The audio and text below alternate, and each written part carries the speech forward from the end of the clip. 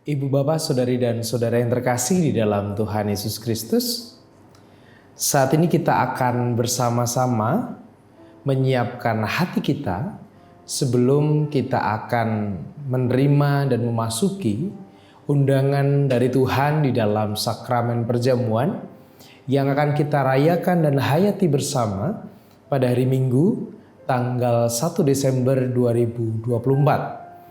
Di dalam kebaktian pukul 8.30 dan 17.00 dengan pengantar keduanya bahasa Indonesia. Dan saat ini marilah kita bersama menyiapkan hati kita, mendadar diri kita masing-masing dengan merenungkan firman Tuhan di dalam sebuah tema, yaitu menjadi manusia merdeka. Sebelum kita akan bersama merenungkan sabda Tuhan, kita akan bersama berdoa memohon pimpinan dari Tuhan. Mari bersama kita berdoa. Kasih-Mu tak lekang oleh waktu di dalam kehidupan kami Tuhan. Dari dulu sampai saat ini, kasih-Mu itu senantiasa kami rasakan dan kami hayati di sepanjang hidup kami. Terlebih ketika Tuhan boleh mengundang kami untuk ambil bagian di dalam sakramen perjamuan yang kami rayakan bersama pada hari Minggu tanggal 1 Desember yang akan datang.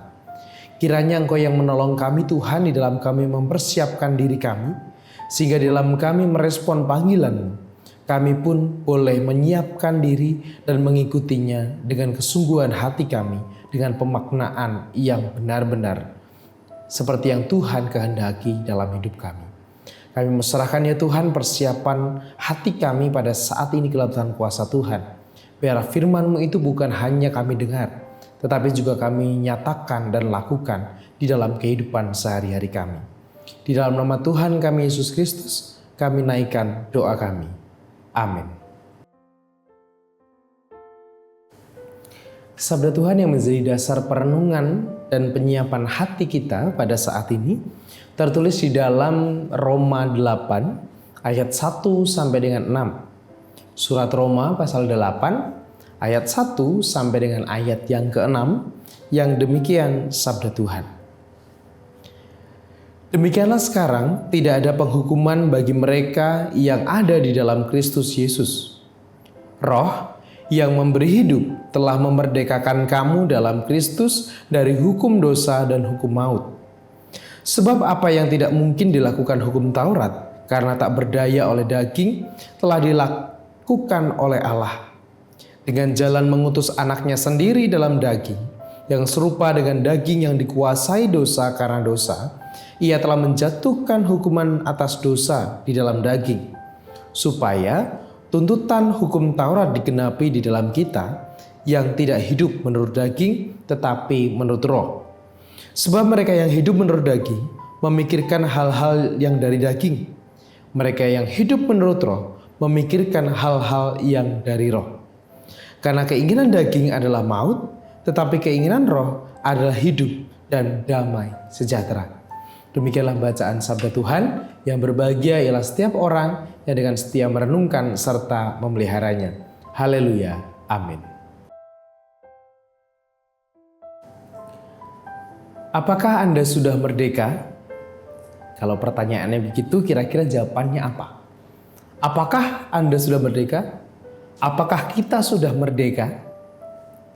Dalam satu perspektif, pengertian, merdeka adalah berarti kita terbebas dari sebuah belenggu. Terbebas dari sebuah keterpenjaraan, atau bebas dari penjajahan, bebas dari penindasan. Jika itu definisinya, mungkin kita akan mengatakan bahwa ya, saya sudah merdeka. Saya tidak lagi di penjara, saya juga sedang tidak diperdaya, saya juga sedang tidak ditindas oleh siapapun. Saya adalah orang merdeka. Ya, saya merdeka. Mungkin itu jawaban kita. Tetapi dalam teks yang kita baca pada sore hari ini atau pada saat ini, ada dua kriteria seorang dikatakan merdeka. Yang pertama adalah bahwa orang yang merdeka itu orang yang sudah terbebas dari sebuah belenggu atau hukuman. Menurut Paulus, kita orang-orang percaya, orang-orang yang percaya kepada Kristus, yang hidup di bawah kasih Kristus, kita sudah dibebaskan. Dibebaskan dari sebuah hukuman dosa dan hukuman maut yang seharusnya kita terima. Harusnya kita dipenjara oleh itu, tetapi kemudian karena kehendak Allah melalui pengorbanan Kristus, kita sudah dimerdekakan. Kita sudah dibebaskan dari belenggu itu. Itu kriteria yang pertama. Dan kriteria yang kedua adalah dalam teks ini juga dikatakan bahwa orang merdeka itu ternyata bukan hanya orang yang tidak terpenjara oleh orang di sekitarnya. Tetapi orang yang merdeka juga adalah orang yang melepaskan dirinya dari hidup kedagingannya menjadi hidup di bawah roh atau hidup menurut roh. Sehingga dengan kata lain, merdeka di sini adalah berarti ketika kedagingan itu berbicara tentang sesuatu yang berorientasi pada diri kita, sesuatu yang kemudian terkesan adalah semua diupayakan untuk kebahagiaan kita. Sebaliknya keinginan roh atau hidup dalam roh berarti yang diupayakan adalah kehidupan dan damai sejahtera. Damai sejahtera itu artinya bahwa kita bisa kemudian berguna atau kita tidak memenjarakan orang lain. Itu berarti kita merdeka. Kalau kriteria yang pertama saja yang kita penuhi, yaitu bahwa saya sudah merdeka karena saya percaya kepada Kristus. Tetapi kriteria yang kedua, apakah saya merdeka? Sedangkan hidup saya, mungkin saya sering menindas orang lain. Atau hidup saya memenjarakan orang lain. Berarti dalam kriteria yang kedua ini, sejatinya kita mungkin belum menjadi orang yang merdeka. Ada yang mengatakan bahwa merdeka itu berarti tidak dijajah hidupnya. Tetapi merdeka itu juga tidak menjajah atau hidup kita tidak menjajah orang lain.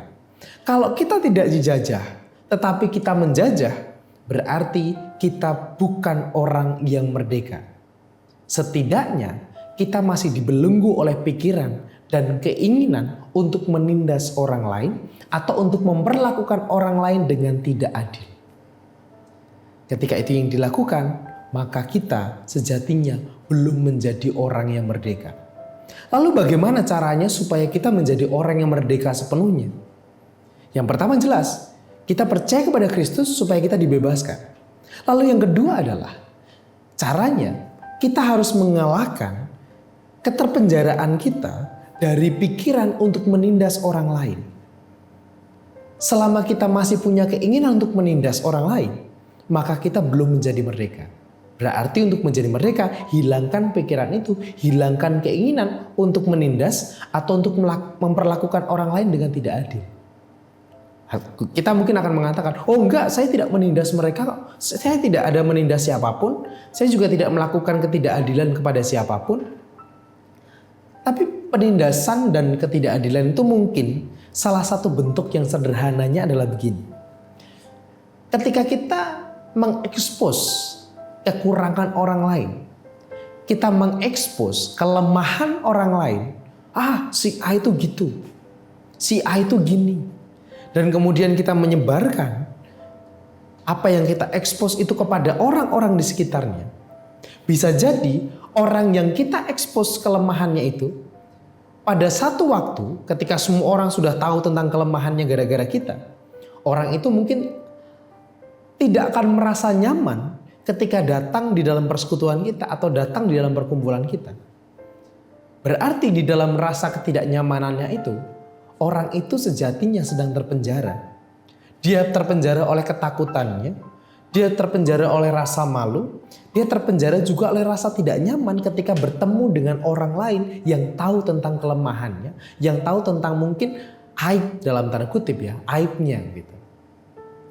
Nah berarti ketika itu kita lakukan, ketika kita mengekspos kelemahan orang lain, aib orang lain dan kita menyebarkan kepada yang lainnya, maka pada saat itu juga kita sedang memenjarakan orang tersebut.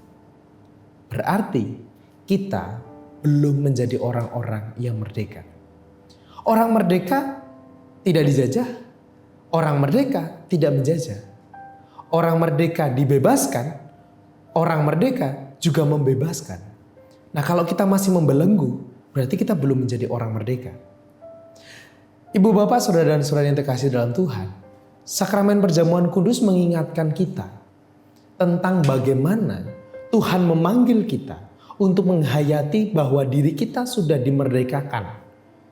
Kita sudah dimerdekakan oleh Roh melalui pengorbanan Kristus yang itu menjadi rencana dan rancangan Allah. Berarti kalau kita sudah dimerdekakan, jangan membuat diri kita memenjarakan orang lain supaya kita benar-benar menjadi orang yang merdeka. Kiranya perjamuan kudus ini boleh mengingatkan kita tentang misi kita untuk menjadi orang yang merdeka. Kita sudah dimerdekakan dan kita harus memerdekakan. Dan biarlah penghayatan kita akan menjadi orang yang menjadi manusia yang benar-benar merdeka boleh menghantarkan kita untuk masuk di dalam sakramen perjamuan yang telah disediakan oleh Tuhan bagi kita.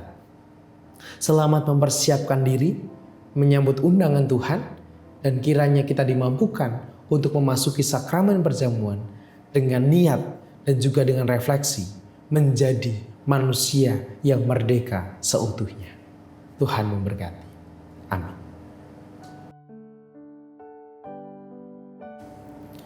Sebelum kita akan memasuki sakramen perjamuan pada hari Minggu tanggal 1 Desember dalam kebaktian baik pukul 8.30 maupun juga 17.00, marilah saat ini kita akan bersama mawas diri kita masing-masing dengan menanyakan kepada diri kita 3 pertanyaan berikut. Yang pertama, apakah kita mengakui bahwa kita berada dalam kondisi tidak selamat? Tetapi oleh karena anugerah Allah kita diselamatkan melalui pengorbanan Tuhan Yesus Kristus. Yang kedua, apakah kita bersedia dan bersungguh-sungguh menjalani hidup baru di dalam kuasa Roh Kudus? Yang ketiga, apakah kita bersedia menjalani hidup dengan penuh syukur dalam persekutuan sebagai keluarga Allah? Kiranya 3 pertanyaan ini boleh mengantarkan kita pada refleksi dan mawas diri kita masing-masing. Marilah saat ini kita bersama berdoa, membawa kesiapan hati kita untuk masuk dalam sakramen perjamuan dan juga membawa syafaat kita berdoa bagi saudara-saudara kita yang sedang dalam pergumulan sakit ataupun juga pergumulan-pergumulan lainnya. Mari kita bersama berdoa. Kami bersyukur Tuhan, Engkau telah memerdekakan kami dari belenggu dosa. Kami yang seharusnya menerima hukuman maut, kami yang seharusnya terpenjara oleh maut itu. Tetapi Tuhan telah membebaskan kami, telah melepaskan kami dari hukuman itu. Kami telah menjadi orang-orang yang Tuhan merdekakan. Oleh karena itu ajar kami ya Tuhan, untuk kami menjadi manusia yang merdeka sepenuhnya. Bukan hanya kami terbebas dari belenggu maut, tetapi kami juga mau mengupayakan kebebasan bagi orang lain dan ajar kami untuk tidak membelenggu mereka, baik melalui opini kami, baik melalui perkataan kami, maupun juga melalui setiap tindakan kami yang kami lakukan kepada orang-orang di sekitar kami.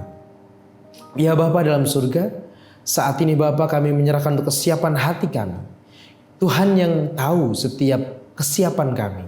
Dan biarlah di dalam kesiapan ini, Tuhan pun juga melayakkan kami untuk kami bisa masuk dalam sakramen perjamuan-Mu. Dan kami bisa menghayati tentang cinta kasih Tuhan di dalam pengorbanan yang Engkau teladankan bagi kami. Dan saat ini ya Bapa, kami pun juga berdoa bagi saudara-saudara kami sedang berjuang dengan proses kesehatannya, dengan proses pemulihannya. Demikian juga kami menyerahkan untuk orang tua kami.